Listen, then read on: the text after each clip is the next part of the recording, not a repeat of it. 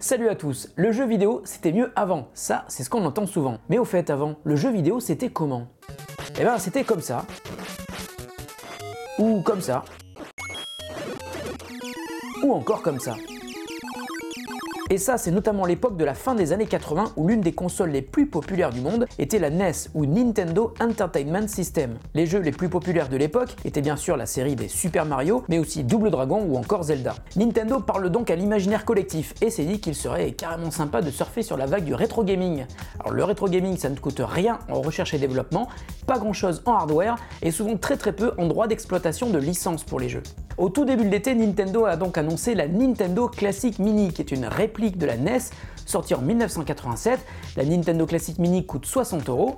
La voici, merci Mario, et on va voir ce qu'elle a dans le ventre. La Nintendo Classic Mini est à peu près 3 fois plus petite que la NES d'origine, et son apparence est très similaire. À l'avant, on trouve un bouton de mise en marche et un bouton de reset, comme sur la console d'origine, et qu'on a tous utilisé quand son jeu était planté ou qu'on était bloqué dans un niveau. On trouve également 2 ports pour brancher des manettes, mais une seule manette est livrée avec la console. Elle est de taille similaire aux manettes classiques de la NES, et si le port vous rappelle quelque chose, c'est normal, c'est le même qui équipe les Wiimote. On peut donc utiliser les manettes Classic Controller et Classic Controller Pro de la Wii sur la Classic Mini, et inversement, les manettes de la Classic Mini peuvent être utilisées sur la Wii pour jouer par exemple à la Virtual Console. À l'arrière, on trouve un port HDMI et un port micro USB qui permet d'alimenter la console. On peut donc la brancher sur un chargeur de smartphone ou sur une prise secteur avec le câble USB qui est fourni, mais Nintendo ne fournit pas d'adaptateur secteur. C'est un petit peu rapia puisque ça ne coûte que 2 € par exemple sur Amazon. Autre différence avec la console NES d'origine, dans la Nintendo Classic Mini, on ne peut pas intégrer de cartouche. Là, ça ne s'ouvre pas, vous voyez, et il faudra se contenter des 30 jeux qui sont donc embarqués dans la mémoire interne de la console.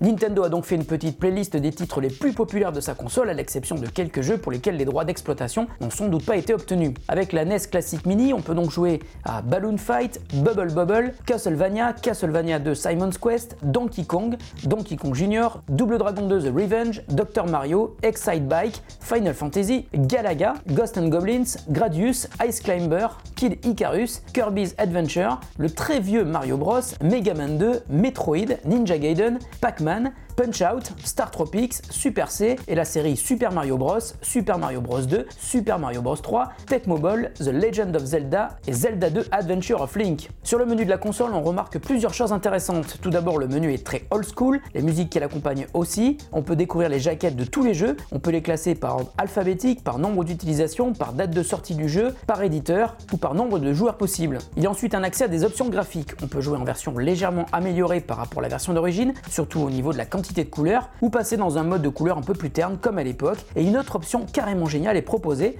on peut ajouter un filtre cathodique qui simule les télés à tubes qu'on utilisait avant les écrans LCD. Ça fait un petit peu mal aux yeux, l'image est un petit peu moche, elle tremble un peu, on voit des grosses lignes sur l'écran, mais ça rappellera forcément de très bons souvenirs à tous ceux qui ont joué le nez collé à la télé il y a plus de 20 ans, pendant des heures entières. Dans les autres options de la console, on trouve 4 espaces mémoire pour sauvegarder la progression de chacun des 30 jeux. Alors le jeu vidéo sur la Nintendo Classic Mini, ça donne quoi? Eh ben c'est génial, on retrouve exactement les mêmes sensations qu'on avait à l'époque, et pour ceux qui n'étaient pas nés à l'époque de la sortie de la NES, vous pourrez redécouvrir ce qu'était le jeu vidéo dans les années 80. Seul regret, l'impossibilité de rajouter des jeux, le câble de la manette qui est vraiment très court, et puis l'adaptateur secteur qui n'est pas livré avec la console. Si le rétro gaming vous intéresse mais que vous voulez aller encore un petit peu plus loin, je ne saurais trop vous conseiller le Raspberry Pi. C'est un nano ordinateur qui, pour à peu près le même prix que la Nintendo Classic Mini, vous permet en plus d'émuler la Super Nintendo, la Sega Mega Drive et bien d'autres consoles. Mais je ferai une vidéo sur cet appareil un petit peu plus tard. Voilà, j'espère que cette vidéo vous a plu. N'hésitez surtout pas à mettre des pouces en l'air et vous abonner à la chaîne si ce n'est pas déjà fait.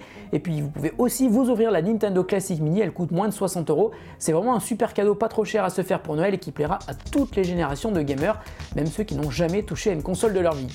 Merci beaucoup, salut à tous et à très bientôt sur The Grand Test.